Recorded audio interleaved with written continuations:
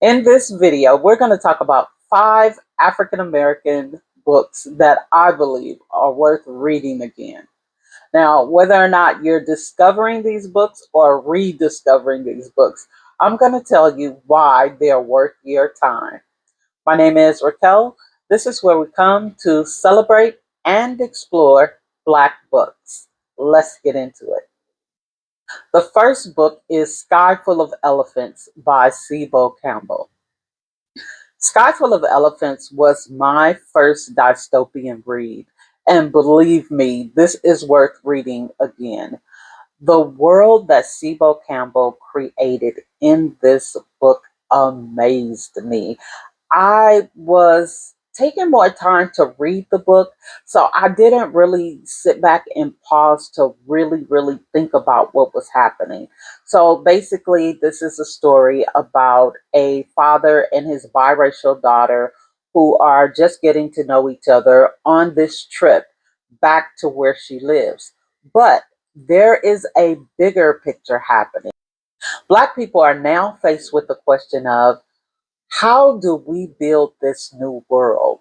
And that in itself is such a huge question. It has my brain going crazy. Like when you think about government, the society, how schools are going to run, even police, just all the entire makeup of the world ran by Black people. Like, really? There is so much happening in this book. And at the time I was reading it, I was reading. But now that I've finished the book, I often go back in my brain and think about, like, how did this work? So I need to go back and reread this book so that I can take those little pauses to really think through what it is they're saying. So if you have not read Sky Full of Elephants, I think that this is definitely worth a reread. I have a feeling that on my second read, I'll probably come out with more questions than I have now. But this was a awesome book. Book number 2, Skin and Bones by Renee Watson. Now, I read this book a while ago and I don't remember a lot of it, but let me tell you what I do remember.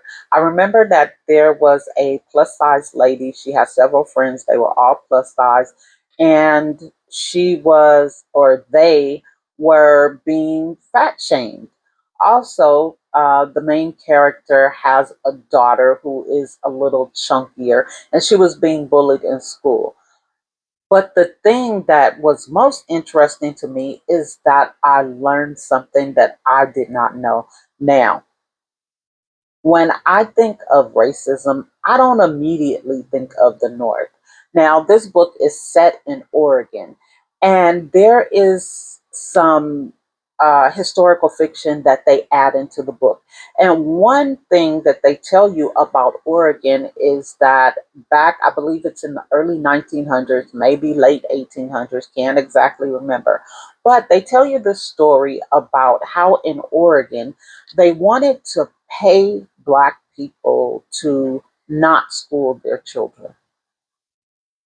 There's a situation where they wanted to keep Black children from going to school. So they offered them something like, I believe, 35 cents per child. Well, the community negotiated with this town and had them to actually build a school and supply the books, as opposed to them not going to school. They wound up having their own school. But like I said, I don't like initially think of Oregon as being racist or, segregated and all these different things because it's in the north. But this was really interesting to me, and that was only one historical fact that I remember. But there were several historical facts that I had no idea about in this book, and to me, that is definitely enough for a reread. In addition to, this was a really great book.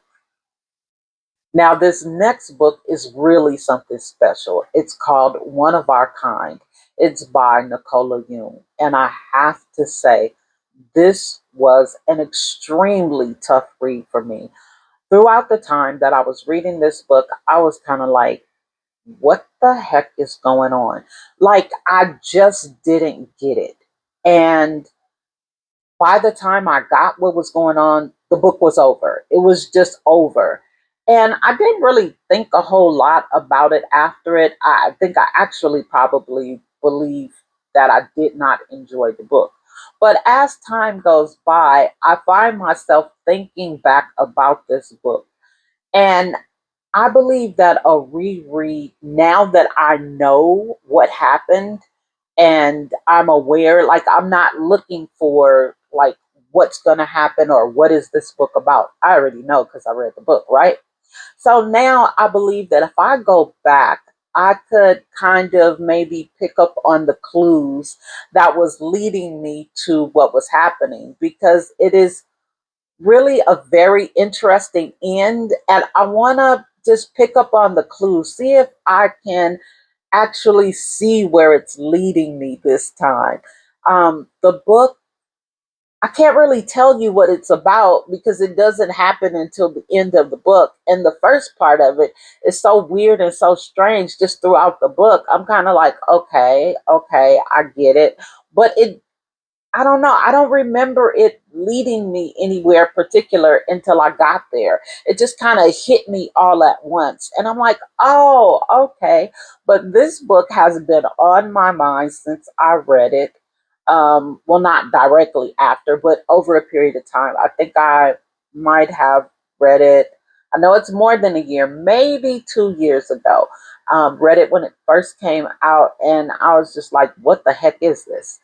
But now, over this period of time, I'm like, that's kind of interesting. So I want to see if it's really going to lead me to, where it got to this time. I know what it's about. So I'm not looking for what is this? I want to know, how did we get here? And so that is why this is such a good idea for a reread. Next, we have Inhormonious by Tammye Huff. Now, this book, the reason for the reread is that it is a great book. This book was so good. I have no other reason to read this book except for that I enjoyed it so much.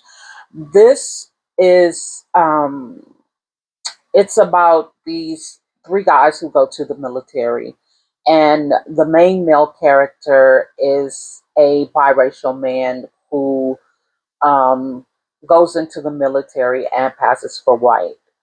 And just all of the things that he goes through that allows him, well, not even allows him, that makes it okay for him to pass for white. And then, like, I can't tell you about the book. What I can tell you is that in this particular time, they were denying Black people the use of their GI Bill to either go to school or to purchase a home, because the main character passed for white, he was not denied those rights. And so Black people had to go through all this red tape, and they had the whole redlining thing going on, and because of the redlining, they weren't able to use their GI Bill, and it was just a whole bunch of BS. But what winds up happening is one man winds up affecting this entire community. It is just such an awesome book, and I enjoyed it so much.